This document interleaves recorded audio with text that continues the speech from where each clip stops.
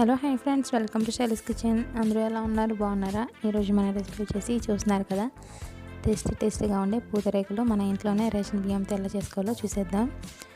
కానీ అంతకన్నా ముందు నా రెసిపీస్ కనుక మీరు నచ్చితే తప్పకుండా సబ్స్క్రైబ్ చేసుకోండి. రెసిపీ స్టార్ట్ చేసేద్దాం. ముందుగా నేను ఇక్కడ ఒక 2 కప్స్ రైస్ తీసుకున్నానండి, రేషన్ బియ్యం. ఇవి ఓవర్ నైట్ నానబెట్టేసాను. మీరు కావాలంటే 8 అవర్స్ కూడా నానబెట్టుకోవచ్చు. ఇప్పుడు వీటిని 3-4 టైమ్స్ కడిగేసి మిక్సీ జార్లో వేసుకొని కొన్ని వాటర్ వేసుకొని దోసపిండిలాగా గ్రైండ్ చేసుకుందాము. లైట్గా గ్రైండ్ చేసుకుని ఇలా తీసుకుందాము. ఇప్పుడు ఇందులో ఫ్రెష్గా ఉండే పెరుగును వేసుకుందామండి. 1.5 స్పూన్ వేసుకున్నాను. ఇది వేయటం వలన పూతరేకులు అనేవి చాలా సాఫ్ట్గా వస్తాయి. ఇలా మెత్తగా గ్రైండ్ చేసుకొని చూసారు కదా ఎంత సాఫ్ట్గా ఉందో. ఎంత సాఫ్ట్గా రావాలి పిండి. ఈ పిండి మొత్తాన్ని ఒక పెద్దగా ఉండే ప్లేట్లో, అందరి ఇళ్ళల్లో ఉంటుంది కదా, ఇలాంటి పెద్ద ప్లేట్లో వేసుకుంటున్నాను. ఇలా అయితేనే మనకి పూతరేకులు చేసుకోవడానికి చాలా సింపుల్గా ఉంటుంది. చూసారు కదా పిండి ఎంత థిక్గా ఉండకూడదు. ఇంకొంచెం వాటర్ వేసుకుని కొంచెం పలుచగా చేసుకున్నాము. ఇది మనకి పాలు ఉంటాయి కదా, అంత పలుచగా కాకుండా దానికన్నా కొంచెం ఒక 2% థిక్గా ఉంటే సరిపోతుంది. ఇక్కడ జస్ట్ చూపిస్తున్నాను మీకు ఇలా ఉండకూడదు అని. ఇలా కొన్ని వాటర్ వేసుకుని ఇలా కలిపేసుకుని ఇప్పుడు దోశ ప్యాన్ తీసుకుందాము. దీనికోసం మీరు నాన్ స్టిక్ది యూజ్ చేస్తే బాగుంటుంది ఫ్రెండ్స్, ఎందుకంటే అతుక్కోకుండా వచ్చేస్తాయి. అలాగే పిండిని మనం పూతరేకులు చేసుకోవడానికి కాటన్ క్లాత్ తీసుకోండి. వాటర్ని అబ్జర్వ్ చేసుకునే క్లాత్స్ ఉంటాయి కదా, ఏదైనా పర్వాలేదు, సిల్క్ది మాత్రం తీసుకోకండి. ఇలా మన ప్యాన్లో సరిపోయేంత వరకు కట్ చేసుకోవాలి. ఇలా అంచులకి అంటుకోకుండా మధ్యలోకి వచ్చేంత లాగానే కట్ చేసి పెట్టుకోవాలి ఫ్రెండ్స్. ఇలా లాగితే దాన్ని కార్నర్స్కి తగలకుండా వచ్చేసేయాలి. ఇప్పుడు ఈ క్లాత్ని కొన్ని వాటర్లో తడిపేసి మొత్తం వాటర్ అన్నిటిని గట్టిగా పిండేసి మనం పిండిలో పెట్టుకుందాము. చూస్తున్నారు కదా పూతరేకు అనేది మనం ఇలా వేస్తాము. ఆ సైడ్ ఎడ్జెస్కి టచ్ అవ్వకుండా తీసుకుంటే సరిపోతుంది. ఇప్పుడు మనం ఇలా కలుపుకున్న పిండి ఉంది కదా, ఈ పిండిలో ఈ క్లాత్ని ఇలా స్ట్రైట్గా వేసేయండి. ప్లేట్ మాత్రం పెద్ద తీసుకోండి ఫ్రెండ్స్, ఎందుకంటే మన క్లాత్కి సరిపడా వేసుకోవాలి. ఇలా పిండి మొత్తం క్లాత్కి పట్టేటట్టు క్లాత్ మీదకి పిండి తీసుకుంటూ ఇలా అనుకోవాలి. ఇవి క్లాత్ మొత్తం పిండిని అబ్జర్వ్ చేసుకుంటుంది. దీన్ని పక్కన పెట్టేసుకుందాము. మన చేతికి ఎటు వీలుగా ఉంటే అటు పక్కన పెట్టుకోండి. ఇప్పుడు స్టవ్ మీద దోశ ప్యాన్ పెట్టుకుని అందులో 2 drops ఆయిల్ వేసుకోండి. ఇప్పుడు దీన్ని దోశ ప్యాన్ మొత్తం అంతా స్ప్రెడ్ అయ్యేలాగా చేసుకోవాలి. టిష్యూ పేపర్ అంటే టిష్యూ పేపర్తో చేసుకోండి, లేకపోతే ఏదైనా కాటన్ క్లాత్ తోటి ఇలా మొత్తం అంతా రుద్దుకోవాలి. ఎందుకంటే ఇది మొత్తం ఒకసారి ఇలా చేస్తే చాలండి, అదే రేకులు అంటుకోకుండా వచ్చేస్తాయి. ఇప్పుడు ఇలా వేస్తున్నాను కదా, చూసారా ఎంత థిక్గా ఉందో పిండి, మీకు చూపించడం కోసమని ఇలా వేసాను ఫ్రెండ్స్. ఇలా మందంగా మాత్రం రాకుండా ఉండాలి. ఇలా మీరు పిండిని ఎంత పలుచగా కలుపుతారో అప్పుడే పూతరేకులు నీట్గా వస్తాయి. చూసారు కదా ఎంత మందంగా వచ్చాయో. దీన్ని తీసేసుకుందాము. పిండిలో మరో కొన్ని వాటర్ వేసుకుందాం. ఇప్పుడు నేను ఇక్కడ ఒక చిన్న కప్ వాటర్ అయినా వేసానండి, ఈ కన్సిస్టెన్సీ వచ్చే వరకు. అసలు ఎంత పలుచగా ఉండాలంటే పాలలాగా ఉండాలి. పాల కన్నా కొద్దిగా తిక్కుగా ఉంటే చాలు ఫ్రెండ్స్. ప్యాన్ని టిష్యూతో మరొకసారి తుడిచేసి ఇలా వేయండి. పిండిని 2-3 టైమ్స్ వేస్ట్ అవుతుంది ఫ్రెండ్స్, ఏం పర్వాలేదు, తర్వాత అవే వస్తాయి. నాకు కూడా 3-4 టైమ్స్ వేస్తే కానీ సరిగ్గా రాలేవు పూతరేకులు. ఇలా వేస్తూనే ట్రై చేయండి, తప్పకుండా వస్తాయి. చూసారు కదా నీట్గా వచ్చింది. ఇలా ట్రై చేస్తూ ఉండండి ఫ్రెండ్స్. రెండోసారి మూడోసారి తప్పకుండా అవే వస్తాయి. క్లాత్ కనుక మీరు వేసి అలా ఉంచేయకూడదు ఫ్రెండ్స్, వేయగానే స్పీడ్గా లాగేసేయాలి. అలా లాగితేనే పల్చటి లేయర్ అనేది ప్యాన్ పైన పడుతుంది. చూస్తున్నారు కదా ఈ అంచులంట పిండి అనేది లేచిపోతుంది దానికి అదే. ఇలా జస్ట్ ఇలా మొత్తం పైకి లేస్తూ ఉండగానే రెండో వైపుకి టర్న్ చేసుకుని ఒక 10 seconds పాటు ఇలా ఉంచి తీసేసుకోవటమే. అంతేనండి, పూతరేకులు రెడీ అయిపోతాయి. ప్యాన్ని మాత్రం ఎప్పటికప్పుడు క్లీన్ చేసుకోవాలండి, టిష్యూ తోటి లేదా క్లాత్ తోటైనా నీట్గా చేసుకొని అప్పుడు పూతరేకు వేస్తే నీట్గా వస్తుంది. ఇలాగే మిగతా అన్ని కూడా వేసేసుకోవటమే, పెద్ద కష్టమేమి ఉండదండి. ఫస్ట్ వచ్చినవే కొంచెం చిరాగ్గా ఉంటాయి, రాదేమో అనిపిస్తుంది, తర్వాత తప్పకుండా వస్తాయి నీట్గా.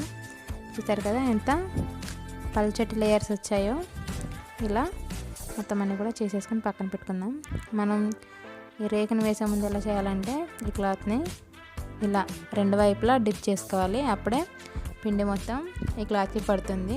ఇలా అనుకుని ప్లేట్ పైన అంచులు అంటే ఇలా రుద్దితే అదే ఎక్స్ట్రా మొత్తం కారిపోయి చుక్కలు చుక్కలు పడకుండా వస్తాయి అన్నమాట.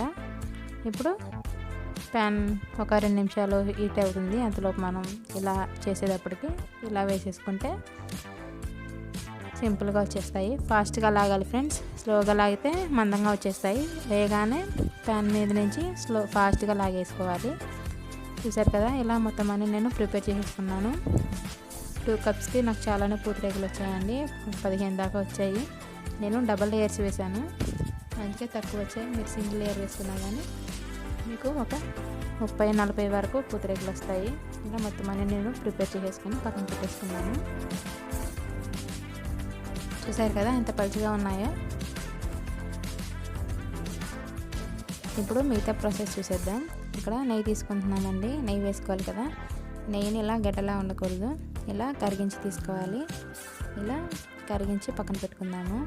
ఇప్పుడు షుగర్ పౌడర్ చేసుకుందాము. 2 యాలకులు వేసుకొని మిక్సీ జార్లో 3 టీ స్పూన్స్ షుగర్ వేస్తున్నాను. మీరు పూతరేకులు కనుక ఎక్కువ చేస్తే ఎక్కువ కూడా వేసుకోండి. ఇలా దీన్ని ఫైన్ పౌడర్ లాగా చేసుకోవాలి. ఇలా పౌడర్ చేసుకున్నాక దీన్ని ఒక బౌల్లోకి ట్రాన్స్ఫర్ చేసుకొని ఇదే మిక్సీ జార్లో నేను బెల్లం వేసుకుంటున్నాను.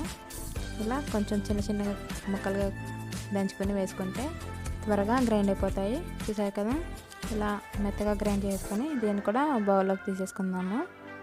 నేను 2 రకాల పూతరేకులు చేస్తున్నానండి. మీరు కావాలంటే ఒకటైనా చేసుకోవచ్చు, బెల్లంతో అయినా చేసుకోవచ్చు, షుగర్తో అయినా చేసుకోవచ్చు. ఇప్పుడు నేను 2 రకాలు కూడా చూపిస్తున్నాను. ఒక 10 బాదం పప్పులు, 10 జీడిపప్పులను ఇలా చిన్న చిన్నగా కట్ చేసుకుని పెట్టుకున్నాను. పూతరేకుల్ని ఈరోజు వేసి రేపు ఫోల్డ్ చేస్తారనమాట, అప్పుడు మెత్తగా అవుతాయి. ఇప్పుడు మనం ఇన్స్టెంట్గా ఇంట్లో చేసుకుంటున్నాం కాబట్టి ఇలా ఇంటి బ్రష్ ఏదైనా ఉంటే దాన్ని వాటర్లో డిప్ చేసి ఇలా లైట్గా వాటర్ని అప్లై చేయండి, ఎందుకంటే వెంటనే మెత్తగా అయిపోతుంది. అందుకే ఇలా మొత్తం అంతా చూసారు కదా, వెంటనే మెత్తగా అయిపోయింది. ఇలా మీ దగ్గర కనుక బ్రష్ లేకపోతే చేతితోటి కొంచెం చేతి అడుక్కొని ఇలా రేకుకి మొత్తం వాటర్ని అప్లై చేసుకోండి. లేదు మేము రేపు చేసుకుంటాం అనుకుంటే మీరు ఈరోజు ఈ రేకుని చేసేసుకొని రెండో రోజు పూతరేకుని చేసుకోవచ్చు. ఇప్పుడు ఒక రేకుని తీసుకొని దానిపైన డ్రై ఫ్రూట్స్ వేసుకుంటున్నాను. మీకు ఇష్టమైతేనే డ్రై ఫ్రూట్స్ వేసుకోండి ఫ్రెండ్స్, లేకపోతే లేదు. ఇంకొక రేకుని తీసుకొని దీనిపైన పెట్టేసుకొని షుగర్ పౌడర్ని వేసుకుందాము. ఇలా లైట్గా జల్లుకోండి ఫ్రెండ్స్, మధ్యలో మొత్తం అంతా అవసరం లేదు, లైట్గా మధ్యలోనే జల్లుకుంటే సరిపోతుంది. మీకు ఎంత స్వీట్ కావాలంటే అంత. ఇలా మొత్తం అంతా జల్లేసుకున్నాక ఇప్పుడు ఇందులో నెయ్యి వేసుకుందాము. మీరు కనుక నెయ్యి ఎక్కువ తింటే ఎక్కువ కూడా వేసుకోవచ్చు. నేను ఇక్కడ లైట్గా స్ప్రెడ్ చేస్తున్నాను. ఎక్కువ తినే వాళ్ళైతే ఎక్కువ కూడా వేసుకోవచ్చు.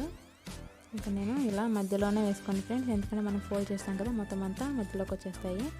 ఇలా 2 వైపులా ఇలా ఫోల్డ్ చేసి ఇలా చుట్టుకుంటూ వచ్చేసేయటమే.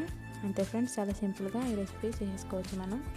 పూతరేకులని బయట కొనుక్కునే పని లేకుండా మీరు కూడా ఈసారి తప్పకుండా ఇంట్లోనే ట్రై చేయండి. ఇంకోసారి బయట ఎప్పుడు కొనరు. ఇలా ఫోల్డ్ చేసుకొని ఏదైనా ప్లేట్లో పెట్టేసి దానిపైన ఇంకో ప్లేట్ని బరువుగా పెట్టండి, అప్పుడు ఇది ఓపెన్ అవ్వకుండా ఉంటుందన్నమాట. చూసారు కదా ఎంత కలర్ఫుల్గా ఎంత నీట్గా వచ్చాయో పూతరేకులు అనేవి. ఇలా చేయండి ఫ్రెండ్స్, తప్పకుండా బాగా వస్తాయి. ఇలా నేను ప్లేట్లో పెట్టి దానిపైన ఏదన్నా బరువు పెడితే సింపుల్గా అణిగిపోతాయి అన్నమాట. ఇప్పుడు బెల్లంతో చేద్దాము. సేమ్ ఇదే ప్రాసెస్ ఫ్రెండ్స్. మీరు కావాలంటే ఒకే రేకుతోటి డ్రై ఫ్రూట్స్ జల్లేసి దానిపైన బెల్లం కూడా వేసేసి ఇలా ఫోల్డ్ చేసుకోవచ్చు, ఎక్కువ పూతరేకులు కావాలనుకునే వాళ్ళకి. నేను ఇక్కడ 2 రేకులతో వేస్తున్నాను. డ్రై ఫ్రూట్స్ వేసుకొని మరో రేకుని దీనిపైన వేసి బెల్లంని వేసుకొని నెయ్యి వేసుకోవటమే. చూసారు కదా ఫ్రెండ్స్ ఎంత సింపుల్గా ఉందో. మీరు తప్పకుండా అందరి ఇళ్ళల్లో ఉండే ఇంగ్రీడియంట్సే కదా ఫ్రెండ్స్, చాలా సింపుల్గా ఈసారి మీరే మీ ఇంట్లో పూతరేకులు చేసుకొని మీకు ఎలా వచ్చాయో నాకు కామెంట్ చేయండి. ఇలా బెల్లం జల్లేసుకొని నెయ్యి వేసుకొని ఫోల్డ్ చేసుకోవటమే. నా రెసిపీస్ కనుక మీకు నచ్చినట్లయితే తప్పకుండా లైక్ చేయండి ఫ్రెండ్స్, ఎందుకంటే మీరు లైక్ చేయడం వల్ల నాకు కొంచెం సపోర్ట్గా ఉంటుంది. అలాగే మరెన్నో కొత్త రెసిపీస్ చేయడం కోసం నన్ను మోటివేట్ చేసిన వాళ్ళు అవుతారు. చూసారు కదా, ఇలా సింపుల్గా ఇలా మొత్తం అన్ని ఫోల్డ్ చేసుకొని ఏదైనా బరువు పెట్టి ఇలా చేసుకోవటమే. అంతే ఫ్రెండ్స్, పూతరేకులు రెడీ. ఈ రెసిపీ కనుక మీకు నచ్చినట్లయితే తప్పకుండా ట్రై చేయండి. అలాగే మీ ఫ్రెండ్స్ అండ్ ఫ్యామిలీ మెంబర్స్కి షేర్ చేయండి. అలాగే మన ఛానల్లో కొత్తగా ఎవరైనా ఈ రెసిపీస్ చూసినట్లయితే తప్పకుండా సబ్స్క్రైబ్ చేసి పక్కన ఉన్న బెల్ బటన్ని ఆన్లో పెట్టుకోండి. దాని ద్వారా నేను పెట్టే ప్రతి వీడియో మీకు హోమ్ పేజ్కి ముందుగా వస్తుంది. Thanks for watching friends. మరో కొత్త వీడియోతో కలుద్దాం. అంతవరకు టేక్ కేర్. Bye bye.